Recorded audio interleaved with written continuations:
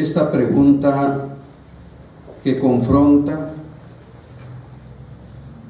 esta pregunta que también nos lleva a reflexionar, no solamente a los discípulos, sino también a nosotros en este tiempo. ¿Quién dicen los hombres que soy yo? Era la pregunta de Jesús a sus discípulos. Y bueno, cuando nosotros comenzamos a revisar el Evangelio de Marcos,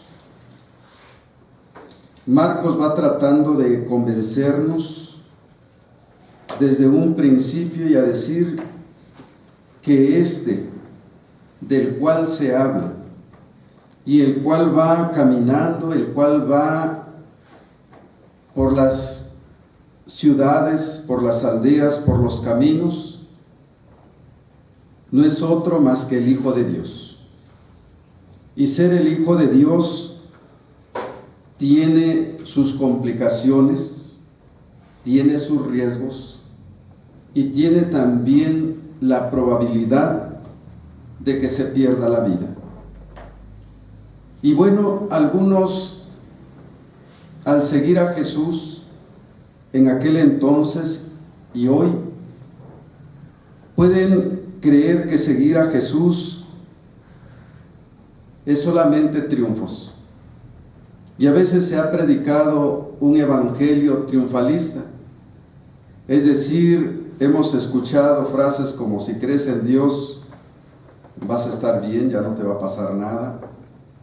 Hemos escuchado frases como: es que como crees en un Dios todopoderoso, todo va a estar bien, todo va a ser color de rosa. Pero realmente no es eso lo que Jesús dijo. Realmente lo que Jesús da a conocer y da a entender a sus discípulos es decirle: miren, el que quiera seguirme se va a meter en problemas, va a tener conflictos, incluso quizás pierda la vida por causa de mí. Y por eso Él dice: el que quiera seguirme, tome su cruz, niéguese a sí mismo y sígame. Y esto, como ustedes ven, no le gustó mucho a Pedro, y quizás no nos guste también a algunos, porque ¿cómo es eso de que seguir a Jesús pues nos meta en problemas? ¿No debería ser todo lo contrario? Pero así es como lo presenta Jesús, y por eso dice que estando con sus discípulos ahí en Cesarea de Filipo, pregunta y dice: ¿quién dicen los hombres que soy yo? Ellos respondieron, unos: Juan el Bautista. ¿Por qué decían que era Juan el Bautista? Porque después de que tomaron preso y mataron a Juan el Bautista, algunos pensaron que otra vez Juan el Bautista había encarnado o había vuelto a resucitar y nuevamente estar allí en medio de la comunidad. Porque su manera de predicar, su manera de hacer las cosas eran semejantes a este profeta, es decir, a Juan. Pero también otros decían que era Elías, y también va en relación de su forma de ser, de su forma de predicar, como un profeta. Un profeta lo que hacía era anunciar el mensaje, pero también era denunciar el pecado. Y Jesús era alguien que hacía esto. Anunciaba la buena nueva, anunciaba el evangelio, pero también denunciaba el pecado. Decía tantas veces a los escribas y fariseos: ay de ustedes, escribas y fariseos. y usa una palabra dura contra ellos, hipócritas. Pero también les dice: ay de ustedes, escribas y fariseos, porque ponen pesadas cargas a los demás que ni siquiera ustedes mismos los pueden llevar. O también les dice: ay de ustedes, escribas y fariseos, porque se están comiendo las casas de las viudas.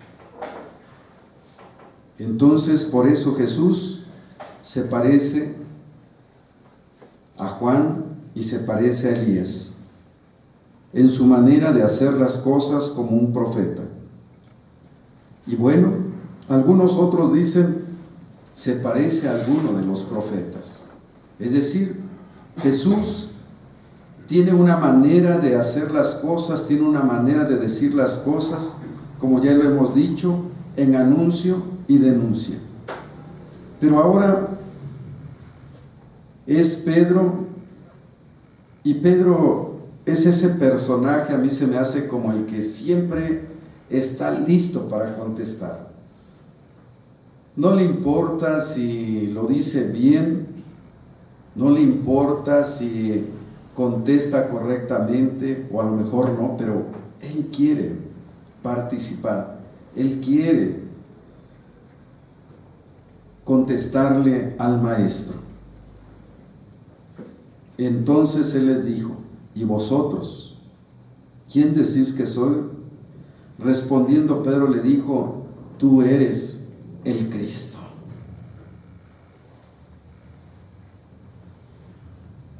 Algo que Jesús le va a aplaudir, algo que Jesús le va a decir: has respondido bien. Y aunque después le va a decir: aunque no es de tu sabiduría, aunque no es de lo que tú entiendes, pero has respondido bien. El Espíritu Santo te lo ha revelado y has respondido bien. Tienes razón. Yo soy el Cristo, le dice Jesús. Y Jesús no quiere que lo sepan los demás, porque el que no quiere que lo sepan los demás en cuanto a los funcionarios, en cuanto a los escribas, a los principales, porque ellos tendrían suficientes elementos para acabar rápidamente con su vida. Van a acabar con su vida, pero Él no quiere que sea tan rápido. Él quiere ganarle unos días a la vida para poder cumplir con su misión. Él desde el principio está anunciando que va a morir, y que va a morir en manos de los poderosos. Pero Él quiere ganarle unos cuantos días más a la vida para cumplir con su misión. No lo digan. No se lo digan a los otros, porque de esto lo van a acusar. De que Él se proclame como el Cristo, como el Mesías, como el enviado de Dios. Y entonces, si los demás se dan cuenta que Él es el Mesías, lo van a acusar de blasfemo, como fue lo que se hizo al final. Lo van a acusar de blasfemo, y entonces van a tener los elementos suficientes para quitarle más rápidamente la vida. Y bueno, y cuando Jesús dice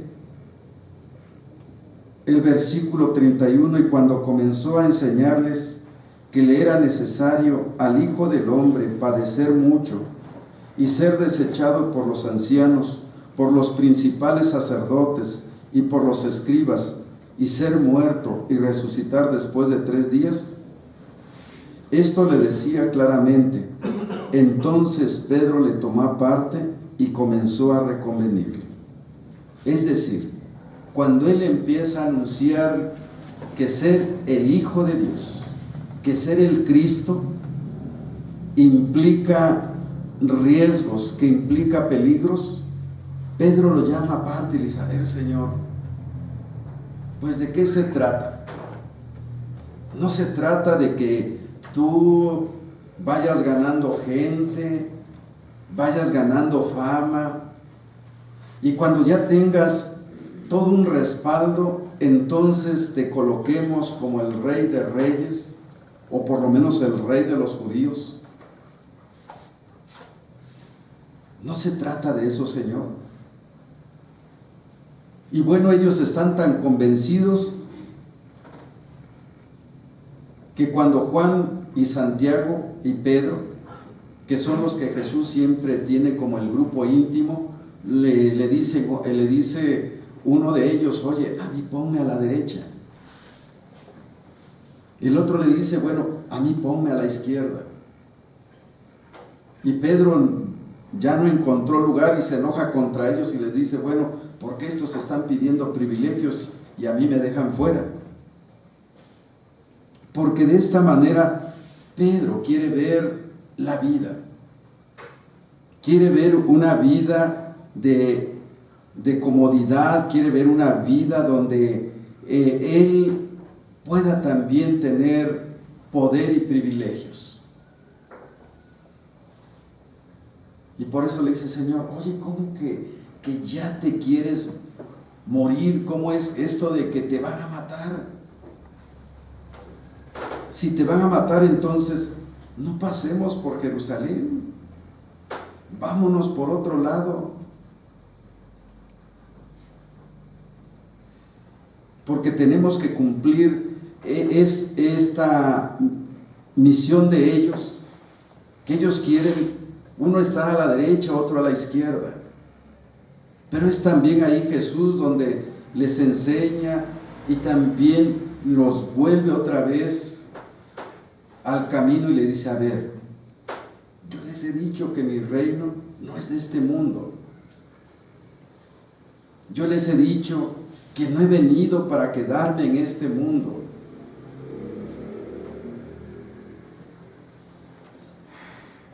Y miren, les dice Jesús: los que hacen reinos en este mundo se sirven de la gente, explotan a la gente, le quitan a la gente. Por eso ustedes recordarán que en su momento Dios no quería que el pueblo de Israel tuviera un rey, porque ellos tenían una forma tribal de gobierno, es decir, donde el terreno era de todos, donde lo que había era para todos y donde había también comida para todos, y nadie venía y nadie les quitaba lo que era suyo. Y de esta manera entonces les dice: miren, si les pongo rey, el rey va a venir y les va a quitar sus tierras. El rey va a venir y les va a quitar sus cosechas, les va a quitar a sus hijas, les va a explotar. Y todos ellos dijeron: sí queremos rey. Y cuando tuvieron reyes que los explotaban, que los esclavizaban, fue que ya no estuvieron de acuerdo. Pero Jesús va en ese sentido.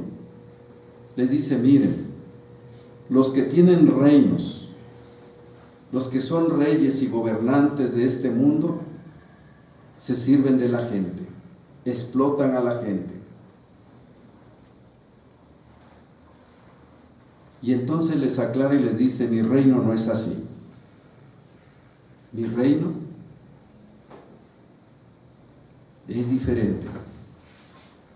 En mi reino, el que quiera ser mayor, primero tiene que hacerse servidor de todos. Porque el Hijo del Hombre no vino para ser servido, sino para servir. Y eso es algo que como seres humanos nos cuesta muchísimo. En medio de nuestros egoísmos, en medio de querer tener más, y sobre todo en nuestras formas neoliberales que ahora prevalecen, ahora es Tú ten dinero. Tú ten dinero y no importa que pases por encima de cuantos tengas que pasar.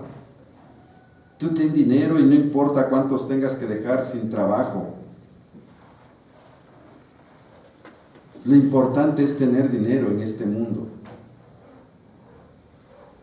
Pero Jesús va con su enseñanza y dice, dime una cosa,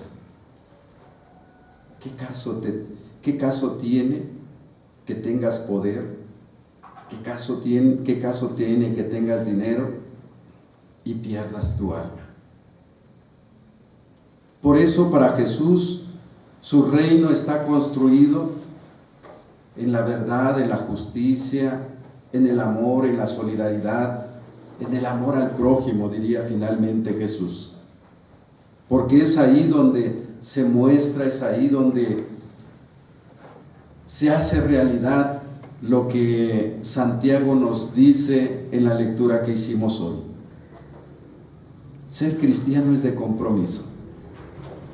Ser cristiano es de hacer obras y de hacer obras concretas. Dice Santiago, porque ¿qué caso tiene que venga uno de tus hermanos con su necesidad y que te diga que tiene hambre y tú solamente le dices, ve y que Dios te bendiga? Esa no es fe, ni tampoco son buenas obras. El que es verdadero cristiano le dice, aquí está para que comas, porque tuve hambre y me diste de comer. Entonces por eso para Pedro le pesa que Jesús le diga que el seguirle significa compromiso, que seguirle significa comprometerse de verdad. Yo sigo sosteniendo que ser cristiano es de adultos y es de cosas serias. Lamentablemente yo sigo también diciendo que hoy a veces como iglesia solamente jugamos a la iglesiecita, porque realmente seguimos la actitud de Pedro. Pedro le quiere convencer a Jesús de que no lo haga, de que hay otros caminos, que hay veredas. Le dice, ¿para qué pasas por Jerusalén? ¿Para qué quieres pasar por Jerusalén, Señor? Vente, vámonos por acá. Hay otras veredas. No lo hagamos como lo dice el Padre. Vámonos por otro lado. Pero cuando Pedro está diciendo eso, Jesús tiene que actuar fuertemente y lo tiene que regañar. Porque le dice que ese pensamiento y esa actitud que él tiene no viene del Padre, no viene del Espíritu Santo. Antes Pedro había sido usado por el Espíritu Santo, pero ahora no está siendo usado por el Espíritu Santo. Y es el momento en que Jesús le llama a Satanás. Satanás, porque no está siguiendo el camino del Padre, sino está siguiendo otros caminos, está siguiendo otras veredas, porque la voluntad del Padre es que Jesús vaya a Jerusalén. Allá también hay que anunciar y allá también hay que denunciar. No les va a caer bien a los escribas y a los fariseos que en su lugar de poder, en su lugar de confort, en su lugar de su negocio, vayan y les digan que están robando. Vayan y les digan que están haciendo mal. Pero ese es Jesús. Ese es el profeta que va y los confronta y les dice, están haciendo mal. Están cometiendo pecado delante del Padre. ¿A quién le gusta que le digan que están haciendo malas cosas? A nadie. Porque todos los profetas que se atrevieron a denunciar el pecado Les fue mal. Y no es que Jesús esté buscando la muerte solamente por placer, sino Él sabe que irse a meter a Jerusalén, aunque era el lugar donde se debería adorar a Dios, porque era la ciudad santa, era donde estaba la presencia de Dios, mas sin embargo para ese momento Dios no está ahí. Sabe que ahora Jerusalén se ha convertido, como después lo va a denunciar él, se ha convertido en una cueva de ladrones. Que ya no es la ciudad santa, sino es donde se ha concentrado el grupo de poder, estos que está anunciando aquí, donde él dice los ancianos, los principales, los sacerdotes, los escribas, los fariseos. Allí están esos. Y ahí hay que ir a decirles que lo que ellos están haciendo está mal. Pero esto le va a traer consecuencias. Le va a traer consecuencias, y es por eso que les dice: al Hijo del Hombre lo van a matar. No porque Él, les digo, busque la muerte, sino porque ir y denunciar tiene sus propias consecuencias. Pedro no las quiere asumir, y seguramente tampoco los otros discípulos. Pero Jesús lo quiere hacer, y lo va a hacer, porque está convencido que solamente de esta manera se construye el reino de Dios en justicia, en verdad. Y allí también hay que ir a anunciar que hay que amar a Dios y que hay que amar al prójimo. Y amar al prójimo no es robándole. Tristemente hoy nuestra nación está plagada de tantos hombres y mujeres que se han corrompido.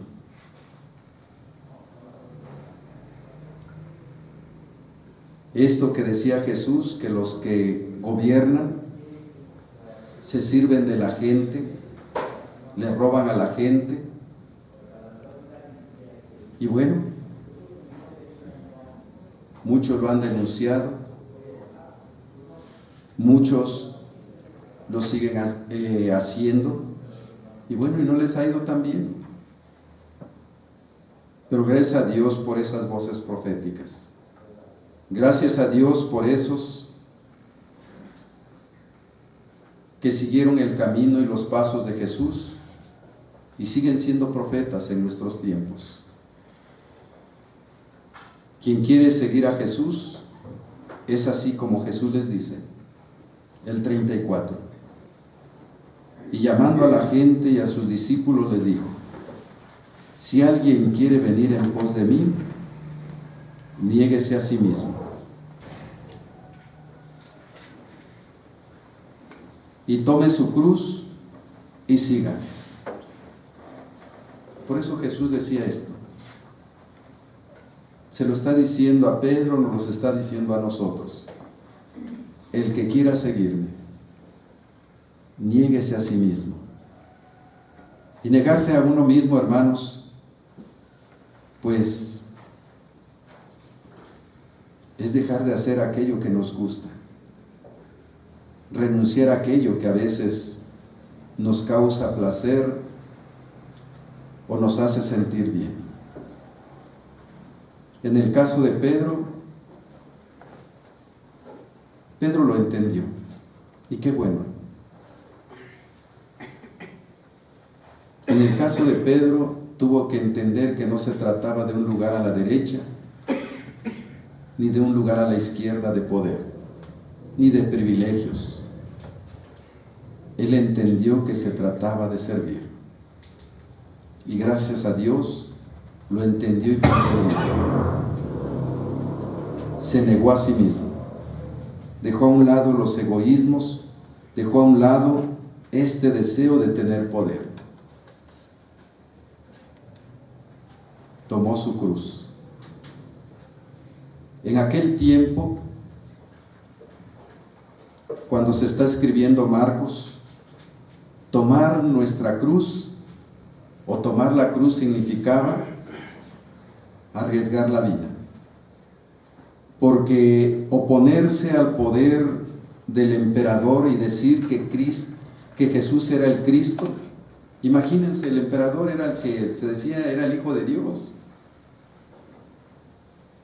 Al emperador se le veía como Dios también, como el Señor, como el Kyrios también de su reino. Y resulta que viene alguien que en apariencia no es nada, no significa nada, y ahora a él lo empiezan a proclamar como el Señor, como el Cristo, como el Mesías, como el Hijo de Dios. ¿Cómo es que otros andan diciendo que Jesús es el Señor? Si Señor solamente hay uno, según el emperador. Entonces por eso el que decía, todos debían de decir que el emperador era el Señor, pero vienen y dicen que Jesús es el Señor. Entonces no les iba a ir tan bien a los que decían que Jesús era el Señor. Y no solamente que era el Señor, sino era el Señor de señores, por encima de todos. Y entonces a muchos cristianos no les iba bien. Y si quieren pueden leer de Justo L. González un libro que se llama La Era de los Mártires, de cómo les iba a los pobres cristianos, en las hogueras, crucificados, en el Coliseo, por decir que Jesús era el Señor. Pero decir que Jesús era el Señor era comprometerse a hacer las cosas como Jesús. También a comprometerse a ser profetas, a anunciar y a denunciar. Era algo difícil, era algo complicado. Pero gracias a esos hombres de fe, a esos hombres de trabajo, la iglesia prevaleció. La iglesia fue adelante. Y gracias a esos hombres, a esas mujeres que se mantuvieron firmes, nuestra fe hoy sigue adelante. Que Dios nos siga bendiciendo.